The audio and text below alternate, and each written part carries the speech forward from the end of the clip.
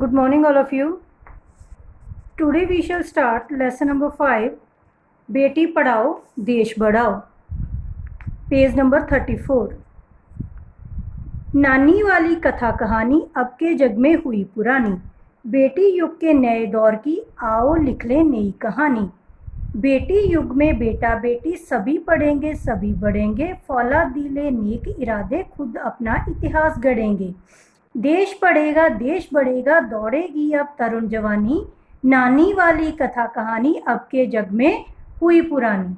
बेटा शिक्षित आदि शिक्षा, दोनों शिक्षित पूरी शिक्षा, हमने सोचा मनन करो तुम, सोचो समझो करो समीक्षा।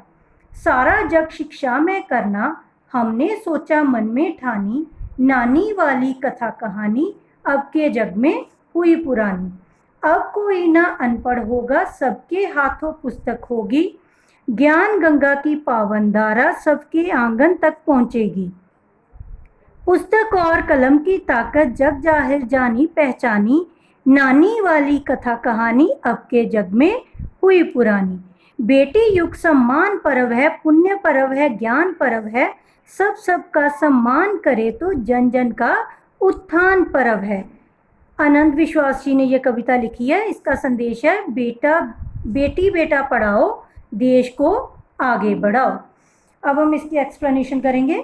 नानी वाली कथा कहानी अब के जग में हुई पुरानी, बेटी युग के नए दौर की आओ लिख ले नई कहानी। नानी वाले समय की जो कहानियां हैं अब पुरानी हो गई हैं, क्योंकि अब यह नया समय आ गया है, यह बेटियों का युग है। बेटी युग में बेटा बेटी सभी पढ़ेंगे सभी बढ़ेंगे, फौलाद दिले नेक इरादे खुद अपना इतिहास गढ़ेंगे। इन बेटियों के युग में बेटा और बेटी सब पढ़ लिख कर आगे बढ़ेंगे, क्योंकि इनके इरादे बहुत मजबूत होने के कारण ये अपना इतिहास खुद लिखेंगे। देश पढ़ेगा देश बढ़ेगा, दौड़ेगी अब तरुण जवानी, नानी वाली कथा कहानी अब के जग में हुई पुरानी।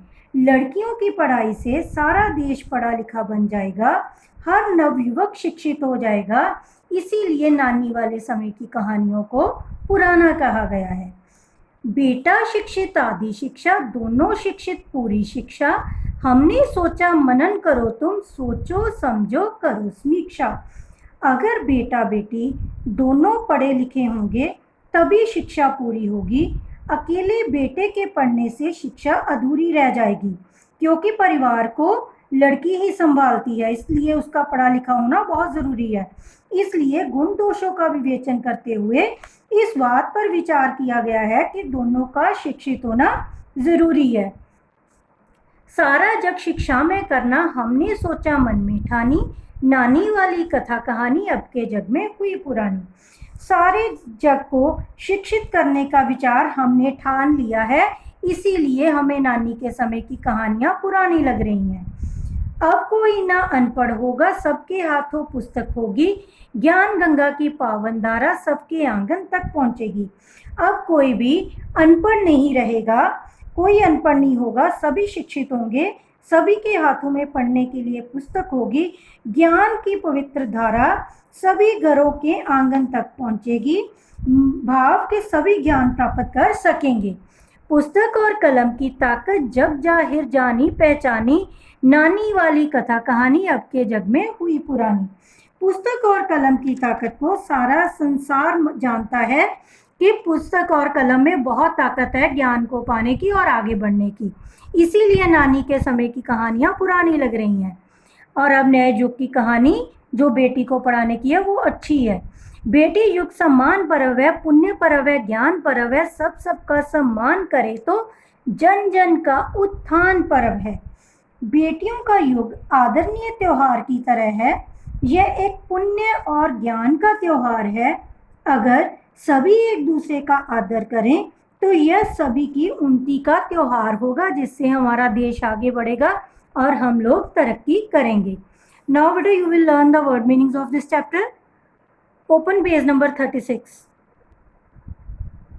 Yes, page number 36. First question. दी गई कविता की पंक्तियां पूरी कीजिए। अब कोई ना अनपढ़ होगा, सबके हाथों पुस्तक होगी, ज्ञान गंगा की पावन धारा सबके आंगन तक पहुंचेंगी। सेकंड क्वेश्चन, दिए गए प्रश्नों के उत्तर में सही का निशान लगाइए। अब सबके हाथों में क्या होगी? पुस्तक। ख पाठ, कविता में किसे समान बताया गया है? बेटा बेटी को। बेटा बेटी को। नाउ नेक्स्ट थर्ड क्वेश्चन, प्रश्नों के उत्तर लिखिए। क पाठ, अब के जग में कौन सी कहानियां पुरानी हो गई हैं? उत्तर क, अब के जग में नानी वाली कहानियां पुरानी हो गई हैं।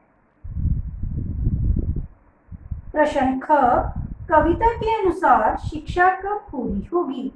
उत्तर ख, जब बेटा और बेटी दोनों पढ़े लिखे होंगे। जब बेटा और बेटी दोनों पढ़े लिखे होंगे। पाठ ग, सारे जग ने किसकी ताकत को पहचाना है? सारे जग ने पुस्तक और कलम की ताकत को पहचाना है। सारे जग ने पुस्तक और कलम की ताकत को पहचाना है। नेक्स्ट क्वेश्चन, बेटी युग कैसा पर्व है? उत्तर, बेटी युग सम्मान पर्व है। बेटी युग सम्मान पर्व है। पाठ से आगे वाले प्रश्न उत्तर। क प्रश्न, पढ़ने लिखने के क्या क्या फायदे हैं? उत्तर क, पढ़ने लिखने से हम, हमारा परिवार और हमारा देश आगे बढ़ेगा। पढ़ने लिखने से हम, हमारा परिवार और हमारा देश आगे बढ़ेगा। प्रश्न ख, अंतरिक्ष में जाने वाली भारतीय मूल की दो बेटियों के नाम लिखिए। कल्पना चावला, सुनीता विलियम्स। कल्पना चावला, सुनीता विलियम्स।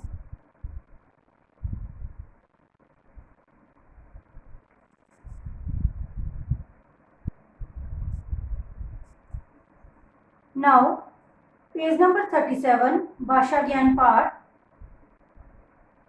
सुरभि विद्यालय में पढ़ती है, सुरभि विद्यार्थी है। यहाँ विद्यालय में पढ़ने वाले के लिए विद्यार्थी शब्द का प्रयोग हुआ है, यानी कि अनेक शब्दों के लिए एक शब्द आया है। अब आप दिए गए अनेक शब्दों का एक शब्द से मिलान कीजिए। एक तरफ अनेक शब्द दिए हैं और दूसरी तरफ उनका एक शब्द दिया है। देश की भक्ति करने वाला देशभक्त। जो राष्ट्र का हो राष्ट्रीय। जो पढ़ा लिखा हो शिक्षित। जो पढ़ा लिखा ना हो अनपढ़। इतिहास से संबंधित ऐतिहासिक। नाउ सेकंड क्वेश्चन, जो शब्द संस्कृत भाषा से हिंदी भाषा में ज्यों के त्यों प्रयोग में आते हैं वे तत्सम शब्द कहलाते हैं। जैसे ग्राम, सत्य, ये शब्द जो है एज इट इज यूज हो जाते हैं हिंदी भाषा में, पर ये है संस्कृत के शब्द। संस्कृत के ऐसे शब्द जो कुछ रूप बदलकर हिंदी में प्रयोग किए जाते हैं वे तद्भव शब्द कहलाते हैं। जैसे गांव और सच, ये दोनों क्या है, ये संस्कृत से अपना रूप बदलकर हिंदी में इस तरह से प्रयोग होते हैं कि ग्राम को गांव कहते हैं और सत्य को सच। कोष्टक में दिए गए तत्सम शब्दों के तद्भव रूप से खाली जगह भरिए। अब हमने उनका तद्भव रूप जो है वो खाली स्थान में भरना है।